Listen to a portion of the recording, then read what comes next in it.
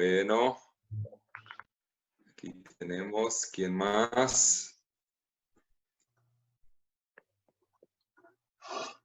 ¿No? Bueno, vamos a empezar hoy día con un cuento. ¿Sí? El Shamash, el servidor de la sinagoga de la ciudad de Nickelsburg. Hace 300 años había en la ciudad de Nickelsburg, Moravia, hoy día Eslovaquia, una comunidad judía grande, importante. Durante muchas generaciones sentaron sobre la silla del rabinato en la ciudad, gente genia, grandes genios y famosos, entre ellos el hijo del Maharal de Praga, Rabbi Yom Tov Lipman Heller, que escribió la obra Tosfot Yom Tov sobre la Mishnah, y otros grandes rabinos. Cuando esta comunidad estaba por elegir un rabino que sea al mismo tiempo también el rabino principal de toda la zona, estaban buscando como una cosa sobreentendida un gran genio bien renombrado, como uno de los grandes de la generación. En estos días salió la fama de Rabbi Shmuel Shmelke, de los alumnos del Magid de Mezrich, como gran rabino, después que sirvió en rabinato en diferentes comunidades importantes en Polonia. Los directivos de la comunidad de Nickelsburg le enviaron una invitación para que se hospeda una Shabbat en su ciudad como un candidato para la tarea del gran rabino, que su silla estaba vacía. Rabbi Shmuel recibió la invitación, vino para Shabbat, dio una charla a toda la gente en halajá, en Agadá, que son como no es leyenda exactamente, sino los cuentos de la Torah. Y tuvo también debate, discusión con los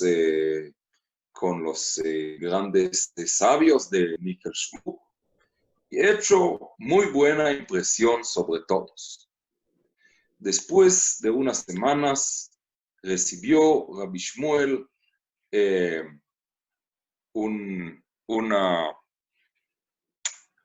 un escrito de rabinato de la ciudad de Nickelsburg, de los directivos de la comunidad le avisaron que él fue a Bohemia. Un tiempo después llegó el rabino a la ciudad, lo recibieron con gran honor, y después él se metió todo de cabeza a los temas del rabinato de la ciudad, que había mucha tarea. En el día estaba ocupado muchas horas en temas de la comunidad, pero la noche, la mayoría de las horas de la noche, él santificó para el estudio de Torah con dedicación y santidad. En estos días vivió en Nickelsburg un judío de edad, una persona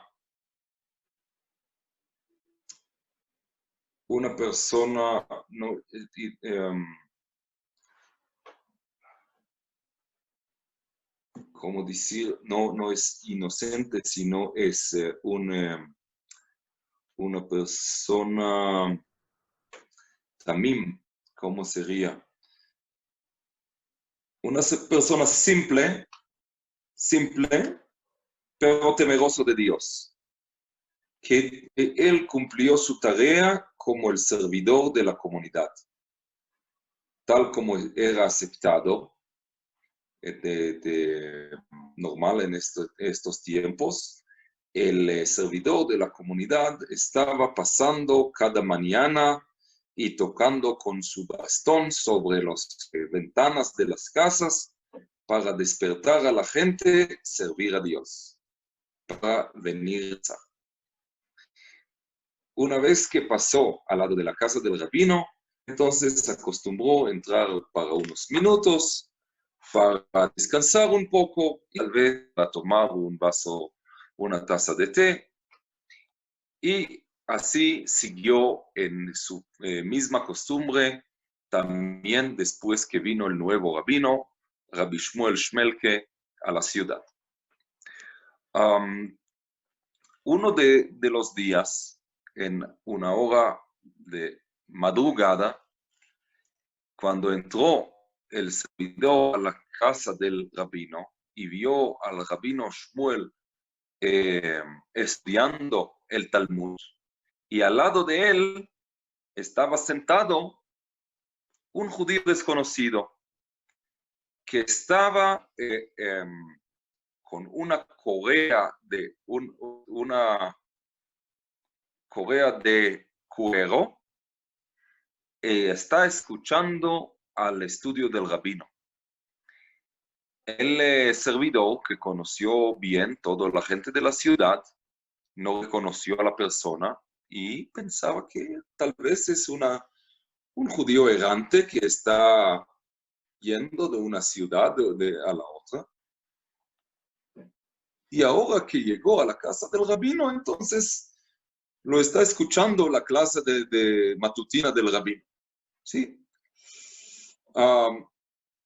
Durante todo el día no lo vio el servidor de nuevo, pero en la mañana, a la misma hora, otra vez le vio sentado al lado del rabino, escuchando cómo está estudiando el Talmud. Ahora tuvo mucha curiosidad y él decidió preguntar al rabino en la próxima oportunidad quién es este judío. Más tarde, cuando le encontró el servidor al rabino solito, ocupado en sus estudios, le llegó y le preguntó quién es este desconocido. Rabbi Shmuel contestó a la pregunta del servidor y le dijo que esto fue el profeta Elías. Junto con esto, lo pidió el rabino del servidor que nunca hable más del tema. Pasó un tiempo y una de las noches, en una hora muy tarde, pasó el servidor al lado de la casa del rabino y él vio una cosa muy especial. La puerta de la casa exterior fue abierta y en la puerta vio al rabino, en su mano estaba velas, o sea, una candela con dos velas, y estaba despidiendo de dos huéspedes que le estaban dejando la casa. Uno de ellos era este señor con la correa de cuero, que el rabino le dijo que es el profeta Elías. El otro estaba vestido de vestimenta realeza y sobre su cabeza corona. Cuando vio el servidor esta visión tan magnífica, tuvo mucho miedo. Él paró ahí en la oscuridad de la noche saltando de emoción, él también vio que quien tuvo la imagen de realeza, él está caminando primero, luego de él profeta Elías, y luego de ellos está caminando el rabino que le está pidiendo sus invitados. Unos pasos, el rabino esperó hasta que los dos se fueron a la oscuridad y después sentó para estudiar. El servidor paró sobre su lugar largos momentos. Él no sabía qué pasa, no, o sea, él no sabía dónde poner sí mismo de tanta emoción. Pero después de eso tomó un coraje y entró a la casa del rabino y le dijo, pido disculpa de mi sinvergüenza, ¿sí? Pero no te molestes sobre una persona como yo. Quiero mucho saber quién era la persona con la ropa real y con la corona sobre su cabeza, que ahora lo despediste. En realidad, no merece la pena esto, dijo el rabino, sin voluntad. Pero, por el hecho que viste lo que viste, es una señal que yo puedo contarte. Entonces, escucha. La persona con la ropa real fue Menashe, el hijo de Hizquía, el rey. Él vino ante mí por un juicio rabínico que tuvimos hoy. Y así fue el cuento. Había una persona judía temeroso de Dios que estaba cumpliendo a pie de la letra los mitzvot y especialmente él estaba precisando a la mitzvah, no harás estatua ni imagen, que está en los 10 mandamientos. A pesar que él tuvo un talento especial para pintar y para hacer esculturas, pero él estaba cuidando en cuidado más especial, no hacer nada que puede incluir en esta prohibición de formar una estatua o imagen. Y en esto transgredir la prohibición de idolatría. Él precisa tampoco mirar cosas así. Llegaron las cosas que una vez salió, una de las noches salió a las calles de la ciudad y empezó a romper todas las estatuas y los cruces que estaban en la ciudad. Uno de los guardias de la ciudad le agarró, como decir, con la mano en masa, y él lo trajeron a juicio y lo juzgaron a muerte. En el mismo día ejecutaron el veredicto y este judío lo mataron en la horca. También la comunidad entera estaba en mucho peligro, pero por milagro lograron convencer al juez que este señor, hecho lo que hecho, por su propia opinión, y nadie de la comunidad no estaba cómplice de esto. Y así se salvó la comunidad. Ahora se quedó la viuda sin nada. Como no tuvo ninguna ayuda, llegó a la Hebra Kadisha. Hebra Kadisha son la gente que son el grupo sagrado, ¿sí?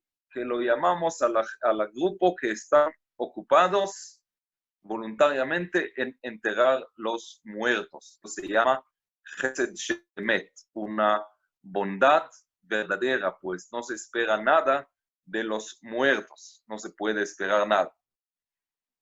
Entonces, una de sus tareas era ayudar a los viudas que estaban en situación económica difícil.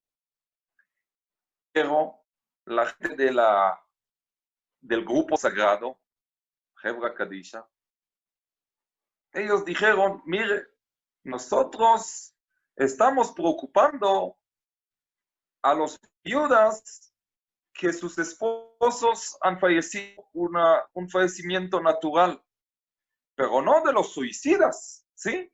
Si tu esposo suicidó, entonces no debemos encargar de ti. Entonces, en tal caso, estaba claro que el Señor estaba yendo hacia su destino con ojos abiertos. Sabía lo que estaba haciendo y que le espera por eso. Llegó las cosas ante el tribunal rabínico de la ciudad y después que escuché los dos lados, llevaron para mi veredicto y le cuenta al rabino. Hemos sentado durante todo el día sobre este problema, ¿sí? Hemos estudiado el tema, hemos indagado la halajá, pero no hemos logrado tomar una decisión. Por eso hemos decidido postergar la decisión final para mañana. Ahora, en esta hora tan tarde, cuando estoy sentado para estudiar nuevamente el tema, vino ante mí el rey Menashe, hijo de Hizkiyahu, y me explicó el tema. Él me comentó que desde su fallecimiento, su alma nunca encontró descanso por el pecado que ha hecho en su vida, que él metió una estatua al gran templo de Jerusalén. Y en cada generación y generación, su alma está entrando en diferentes personas, que su tarea es corregir los pecados que él ha hecho. Hasta el momento, o sea, miles de años después, no logró corregir, él no tuvo el mérito de tener una corrección perfecta. Hasta que su alma llegó a este Señor, esto que rompió las estatuas y los cruces de las calles y entregó su alma de manera perfecta sobre la prohibición de no harás estatua. Ahora, dijo Rabbi Shmuel, él me comentó que su alma logró tener corrección, la corrección esperada tantos años.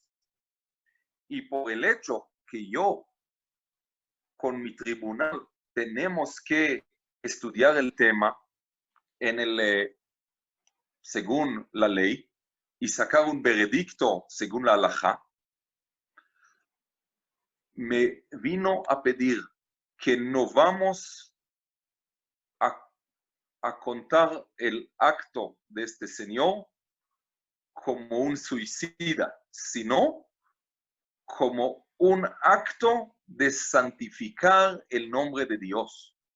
Pues este señor fue un hombre sagrado que dio su alma para cumplir una mitzvah de la mejor manera. Y a la luz de todo esto, me pidió que el tribunal, una vez que venga a decidir si la viuda merece en su demanda o no, que lo tomará en cuenta. El servidor viejo, él escuchó este cuento en su corazón durante varios años, hasta que tuvo que revelarlo en uno de los días. Pues tuvo una razón muy especial que tuvo que ver con otro cuento. Ha habido un juicio rabínico que fue en esta ciudad. En él dio el rabino veredicto contra varias personas muy importantes y muy influyentes. Tras de este veredicto, volvieron ellos enemigos jurados del rabino, y ahora decidieron hacer todo lo que pueden para sacarlo de la ciudad. Empezaron a buscar sobre él cualquier pretexto, cualquier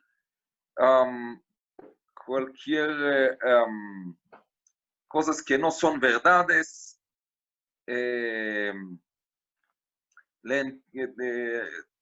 Buscaron faltas y pecados inventados. Con todo esto encontraron que el rabino pertenece a la comunidad hasídica. Esto no era ninguna novedad, todos sabían que el rabino Shmuel Shmelke es de los alumnos conocidos del Magid de Mezrich, el alumno y el seguidor del Baal Shem Tov, el fundador del Hasidut. El rabino de Nickelsburg siempre tuvo costumbre de manejarse según la manera del hasidismo, desde su primer día que llegó a la ciudad, pero los opositores no les importó nada, difundieron diferentes rumores, y así empezó una pelea que amenazó toda la comunidad judía de Nickelsburg. Cuando llegó la pelea a su cima, juntaron los directivos de la comunidad, la gente más importante, a una reunión urgente.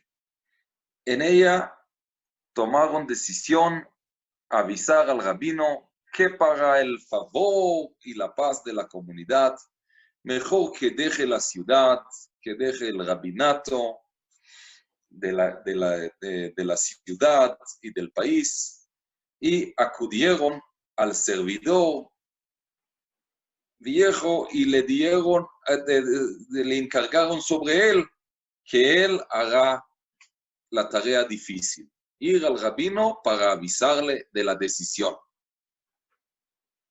de la directiva de la comunidad. Ahí esperó para la directiva de la comunidad una sorpresa. El servidor viejo, que todos lo conocieron como una persona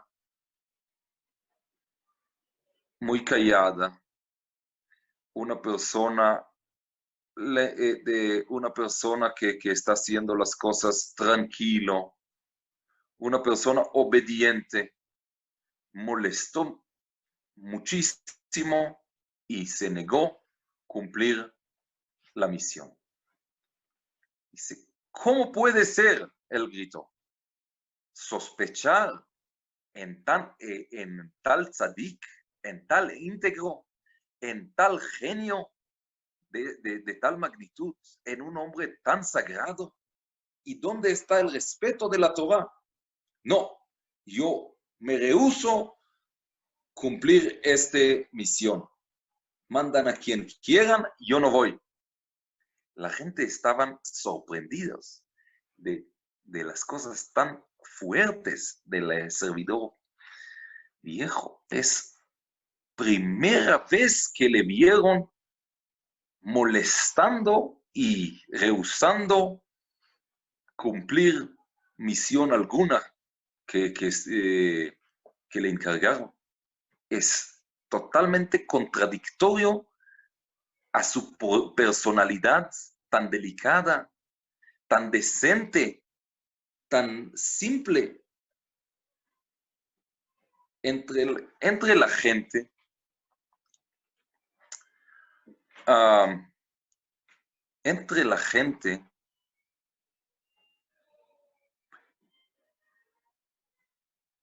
levantaron algunos que les calentó la cabeza y ofrecieron despedirle en el momento el servidor de su puesto y tomar otra persona en vez de él.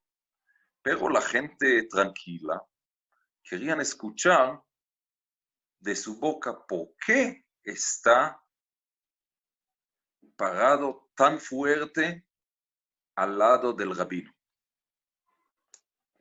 El servidor abrió su boca y inició a contar a los presentes lo que él fue testigo, que vio al profeta Elías llegando al rabino, que vio el rey Menashe llegando y que hasta el momento cuidó esto en secreto por la petición del rabino. Pero ahora, como no tuvo de otra, él decidió comentar lo que vieron sus ojos y lo que escucharon sus orejas. El servidor comentó a la directiva de la comunidad que estaban tan sorprendidas de las visitas a menudas del profeta Elías en la casa del rabino y también de la visita del rey Menashe hasta que vino llegar a aconsejar al rabino cómo tomar un veredicto en el tema tan complicado de la viuda que su esposo falleció santificando el nombre de Dios. Por supuesto que después del testimonio del servidor, los opositores estaban tan sorprendidos y no tenían nada para responder. Ellos avergonzaron totalmente y toda la reunión se fue en silencio. Es de más para remarcar que Rabbi Shmuel Shmelke quedó como el gran rabino de Nickelsburg y del país hasta su último día.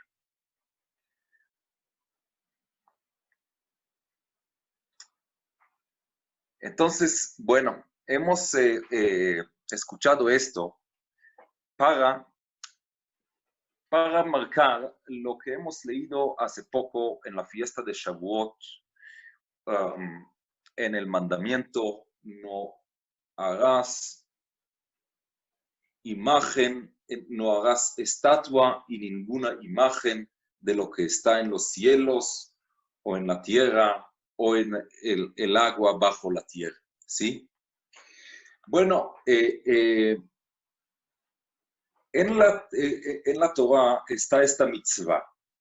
Y nosotros podemos preguntar cómo es que podemos tomar fotos. Ahora estamos mismo viendo las imágenes, las fotos. Sí estamos acostumbrados a tener fotos nuestros y de familiares. Bueno,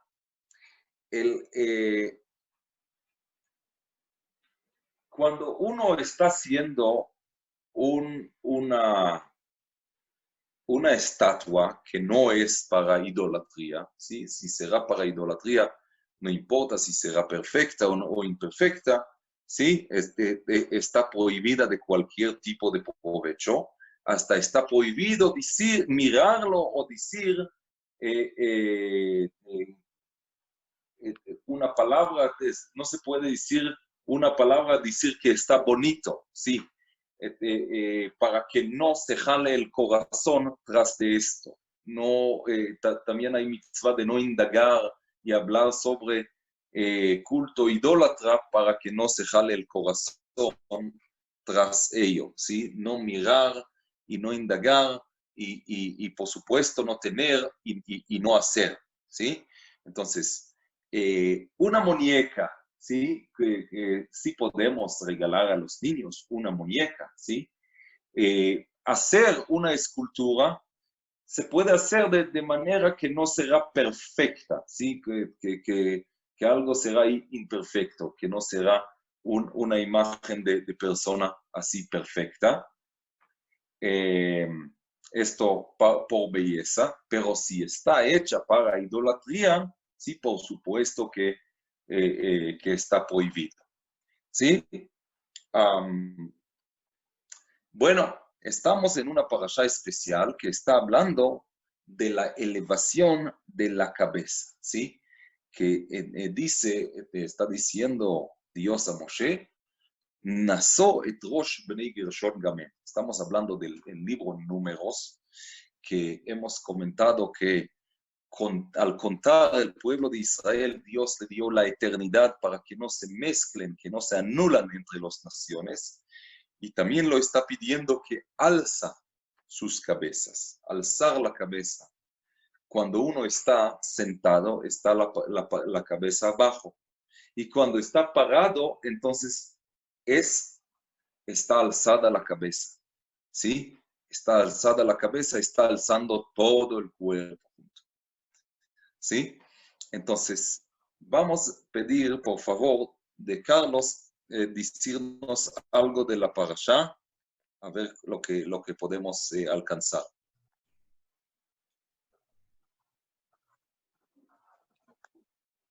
Carlos. Sí, desde la primera página, ¿no? Correcto. Estas son las ofrendas para la inauguración del altar, en el día en que fue ungido. 12 bandejas de plata, 12 tazones de plata, 12 cucharas de oro. Estos son los regalos inaugurales para el altar después de su unción. Esto está citado en el libro de Números, capítulo 7. Preguntó Rabí Yudán, ¿por qué dice la Torá que el día en que el santuario fue ungido se trajeron 12 bandejas de plata, 12 tazones de plata y 12 cucharas de oro, si en ese día solo se trajo una única bandeja, un único tazón y una única cuchara? Es que la Torá lo considera como si todos hubieran traído su ofrenda en el primer día y como si todos la hubieran traído en el último día. En el 7º capítulo de Números leemos acerca de la inauguración del Mishkan, el santuario móvil construido por el pueblo judío en el desierto del Sinaí. La Torá habla del santuario como de la tienda de encuentro, o el Moed, dado que sirvió como expresión de la presencia manifiesta, la Shejinah, del Omnipotente dentro del campamento de Israel, el punto de contacto entre Dios y su pueblo. Los 12 Nesiín, príncipes, los jefes de las 12 tribus de Israel, jugaron un rol central en la inauguración del santuario. Ordinariamente, el servicio cotidiano en el santuario no se vinculaba de ninguna manera manifiesta con la división de Israel en tribus. Era llevado a cabo por Aarón y sus hijos, a quienes Dios había escogido para servir de emisarios de todo el pueblo. Pero cuando fue inaugurado por primera vez, cada tribu fue identificada individualmente y representada por su propio líder. De hecho, Moshe dudó si aceptar las ofrendas de los Nesiín, pues sentía que una contribución conjunta ofrecida por un único representante en nombre de la nación como un entero hubiera sido más apropiada. Fue por expresa ordenanza de Dios que el servicio en el santuario se inauguró con 12 ofrendas individuales por parte de los líderes tribales de Israel. Además, Dios ordenó que cada nací, cada príncipe, trajera su ofrenda en un día diferente, para resaltar más aún la característica singular de la contribución de cada tribu. El santuario fue inaugurado el primer día del mes hebreo de Nisán, y en ese día la más prestigiosa de las 12 tribus, la de Yehudá, destinada a producir los futuros líderes y soberanos de Israel, trajo su ofrenda. El segundo día de Nisán fue el turno de Isachar, una tribu de eruditos y jueces. En los siguientes 10 días, las demás tribus hicieron lo propio, desde los mercaderes de Zebulún a los granjeros de Aser y Naftalí. Pero la Torá se apresura a enfatizar que cualquiera fuera la misión de un judío, su rol es igualmente crucial a los ojos de Dios.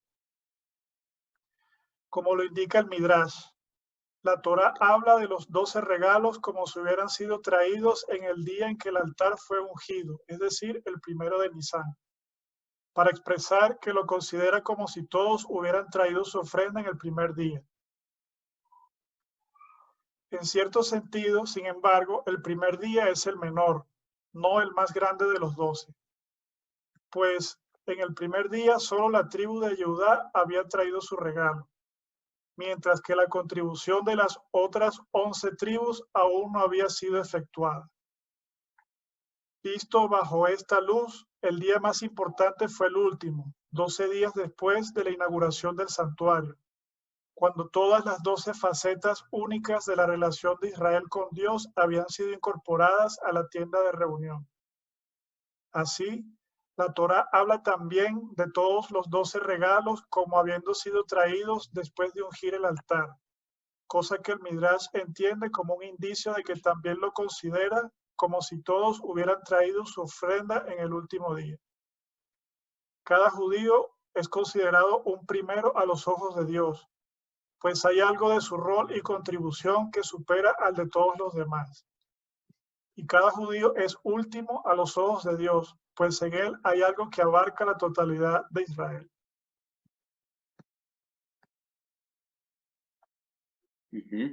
¿Quién puede leer la segunda parte? Daniela.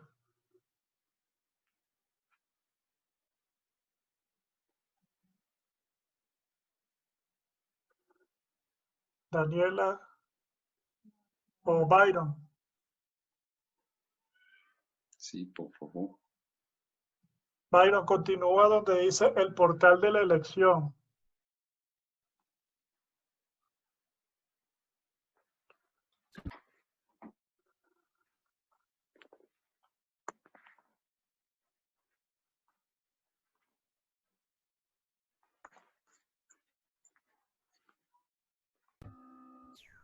Buenas noches, perdón, estaba en silencio. El portal de la elección. Cuando Moshe entraba al santuario para hablar con Dios, oía la voz que hablaba desde encima de la cubierta del arca del testimonio, de entre todos los querubines, y habló con él, solamente. Uno podía pensar que eso fue el hecho de que solo Moshe huyó a Dios porque la voz era baja, porque lo que el versículo sustituyó era la misma voz que le habló en Sinaí, pero cuando llegaba, tal se detenía y no propagaba hacia afuera del santuario. Un principio básico de la fe judía es el hombre, otorgado la libertad de elegir entre el bien y el mal, entre el albedrío y su misión, divinamente ordenada en la vida, o rebelarse contra uno, negar a su creador. Como escribe Maimónides, de decretar a Dios que una persona fuera justa o malvada si existiera algo en la esencia de su naturaleza que lo obligara a una senda específica, a una condición específica, a una característica específica de carácter o a un acto específico. ¿Cómo podría ordenaros Dios a través de los profetas? Haz esto o no, haz aquello, mejora tus hábitos, y si no niegas tu maldad, que hagan, perdón, está bastante borrosa la foto, que hagan aquello, mejora tus hábitos, si no sigas tras tu maldad, que el lugar tendría toda la Torá, y que toda medida de justicia castigaría Dios al malvado y permitiría al justo. Este es el significado más profundo de la frenada brusca de la voz divina en el portal del santuario, en Sinaí. Las palabras, yo soy Dios, tu Dios, retumbaron a lo largo del universo, permeando cada criatura y creación. En ese momento no había posibilidad de duda acerca de la realidad de Dios, de la desconformidad con su voz, su voluntad. Pero luego el mundo se sumió en el silencio y la voz se retiró para revolotear sobre el arca del testimonio que contiene la Torá de Dios y se limita a 4 paredes del santuario que la aloja. El volumen no ha disminuido, la voz no es nada menos infinita y oprimente que como fue en Sinaí.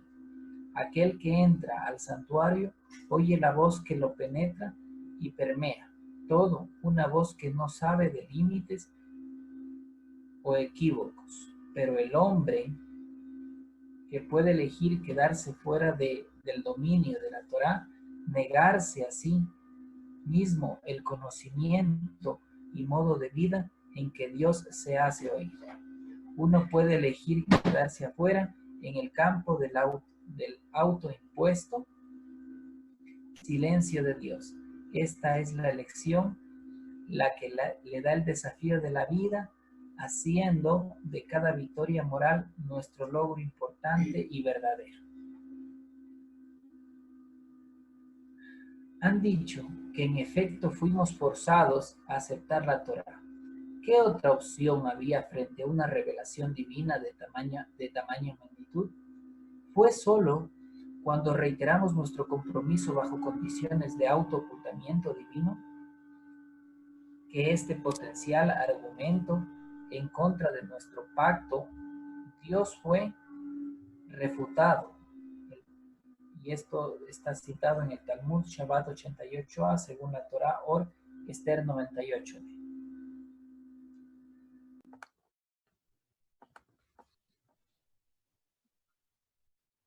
Ok, sigue por favor Andrés en alcance de la mano. Muy bien, buenas noches. Dedicar esta lectura para la refuash de mi madre Laudia, hija de Alfredo. Alcance de la mano. Desde el día en que fue destruido el Beit HaMikdash, el gran templo de Jerusalén, todo lo que Dios tiene en su mundo son los 4 amot, codos, de la halajá, la ley de la Torah. 4 amot es el tamaño del espacio personal que el hombre legalmente posee según la ley de la Torah. Por ejemplo, en Shabbat está prohibido alejarse a pie más de un mil de la ciudad en la que uno se encuentra. Quien se aventura más allá de este límite debe quedarse en su lugar hasta el fin de Shabbat. En ese contexto, su lugar se define como un área de 4 amot por 4 amot. Otro ejemplo es la ley que concede a la persona el primer derecho sobre cualquier objeto sin dueño que esté dentro de sus 4 amot. El Talmud lo explica así. La longitud promedio del cuerpo humano es de 3 amot. La cuarta amá es el singular de amot. Es el espacio requerido para extender sus manos por encima de su cabeza. La Torá nos cuenta que el mundo fue creado perfecto. Al mismo tiempo, dice también que Dios creó el mundo para que el hombre haga, para que nosotros lo desarrollemos en algo más que lo que la perfección natural que Él le imbuyó permitiría. Este es el significado más profundo de la concesión de 4 amot, de espacio al hombre por parte de la Torá. Los 3 amot de altura del hombre representan sus divinamente otorgadas facultades, el potencial para el logro, el sentimiento y la inteligencia investidos en su cuerpo, desde el pie funcional hasta la cabeza sublime. La cuarta ama representa su capacidad para extender sus manos por encima de su cabeza, alcanzar y lograr más allá de la perfección inherente a su estado de creación.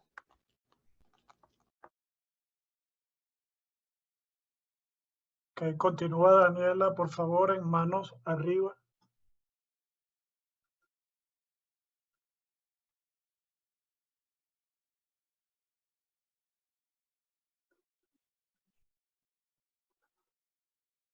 Daniela, si puedes abrir tu micrófono, por favor. No, silenciar. ¿Ahí me escuchan? Sí, por favor. Donde Sí. dice manos arriba en adelante. Ya, permíteme un segundito. Manos arriba. También es significativo que son los brazos y las manos lo que se extienden por encima de la cabeza para expandir el dominio de la persona a 4 amot. La mente es el asiento de las más altas facultades del hombre, su poder para captar abstracciones, para ser creativo o en sus pensamientos, concibiendo ideas todavía sin probar o imaginar, para elegir y desear libremente. Pero todo esto es parte de su perfección de 3 amot, del modo en que fue creado. Su cabeza no puede llegar más allá de su ser natural, solo sus manos pueden. Para llegar allende sus más altos potenciales, el hombre debe hacer las misbot de la Torá, que virtualmente son todos actos físicos, constituyen el nexo entre su finito ejecutor y su infinito comandante. Con el acto de dar una moneda para caridad, por ejemplo, el hombre introduce en su ambiente y vida físicos una involucración divina que trasciende la involucración descrita por la creación y sustentación del mundo por parte de Dios. Una que trasciende incluso la involucración divina concretada por las demás aplicaciones más intelectuales de la Torá de Dios. Así, el Talmud especifica que son los 4 amot de la halajá los que facilitan el más alto nivel de inmanencia divina en nuestro mundo. La presencia del ser esencial de Dios en oposición con el ser emocional que Él invistió en la creación, o el ser intelectual que expresó en la sabiduría de la Torá, que moraba en el Bet Hamidrash,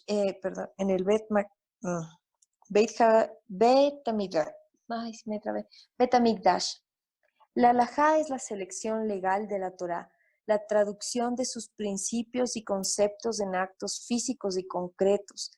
Este es el brazo que llega mucho más allá de la cabeza, para traer una cuarta suprahumana amá en un mundo humanamente tridimensional.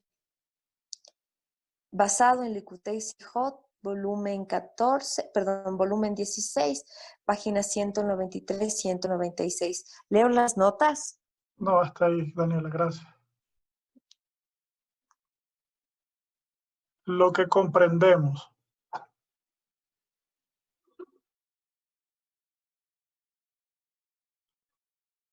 La siguiente es una traducción libre de una carta del Rebbe de Nisan 24, 5724.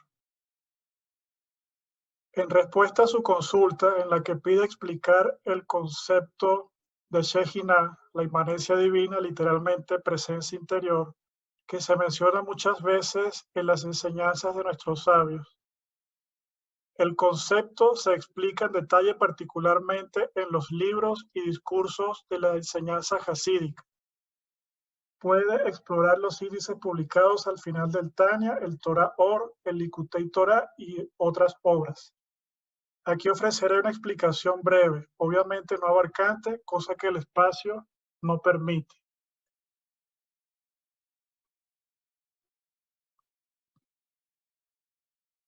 Dado que Dios es la perfección absoluta y está libre de toda limitación y definición, resulta evidente que, para emplear palabras del Alter Rebbe, el hecho de que Él crea mundos no expresa qué es Dios. Al mismo tiempo, Él es, como escribe Maimónides en sus leyes de los fundamentos de la Torá, aquel que llama cada existencia a ser. Todas las existencias existen solo como derivados de su existencia absoluta, y aquel que todas las existencias son totalmente dependientes de él. También resulta obvio que tal como ninguna criatura puede comprender la naturaleza de la creación desde la nada, algo a partir de la nada, por parte de Dios, del mismo modo ninguna criatura puede comprender la naturaleza de Dios, siquiera la de Dios como el creador del mundo y la fuente de cada existencia. Para decirlo en las palabras de los grandes filósofos judíos, si yo lo supiera, lo sería. De modo que aunque la persona se percata y comprende que ninguna cosa puede crearse a sí misma y que por lo tanto hay que arribar a la conclusión de que la realidad creada tiene una fuente que genera su existencia, esto solo demuestra la existencia del creador, pero no entraña la comprensión de qué es él, ni siquiera como creador. No obstante, Dios deseó que las influencias divinas sobre la creación y la inmanencia divina en el mundo incluyeran también elementos que la mente humana pudiera comprender. En palabras del dulce cantor de Israel, el rey David, cuando veo tus cielos, la obra de tus dedos, de hecho, esto incluye una instrucción para el hombre respecto del servicio a su creador. Alzad vuestros ojos a lo alto y observad quién creó a estos. Como elabora el Alter Rebbe este versículo en un discurso que también es la base del Sefer HaHakirah, de autoría de su nieto, el Tzemach Tzedek.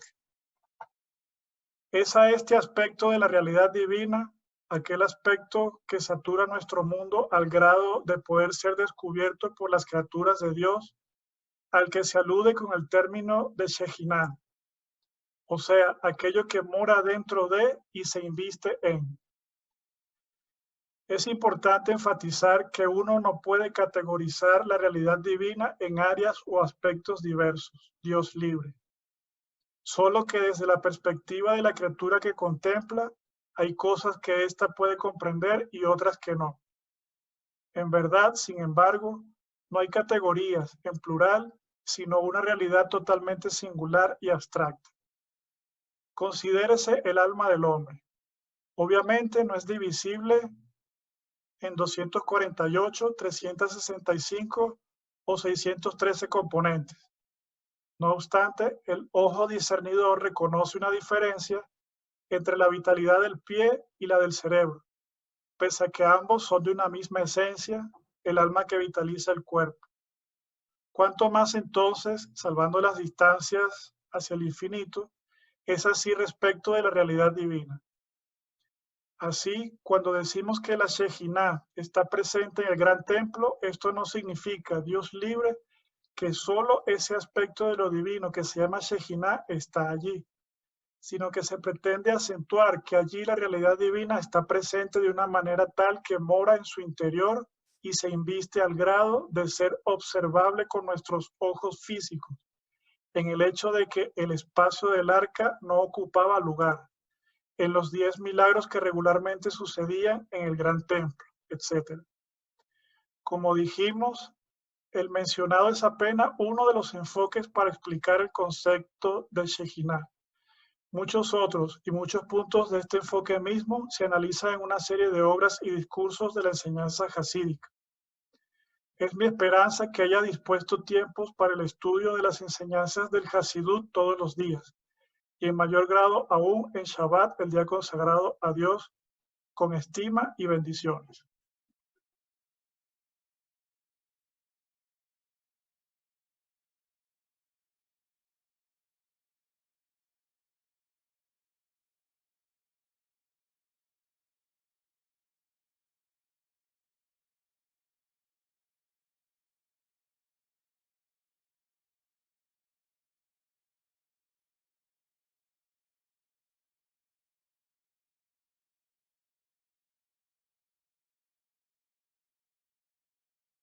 Rab, puede desbloquear su micrófono, por favor.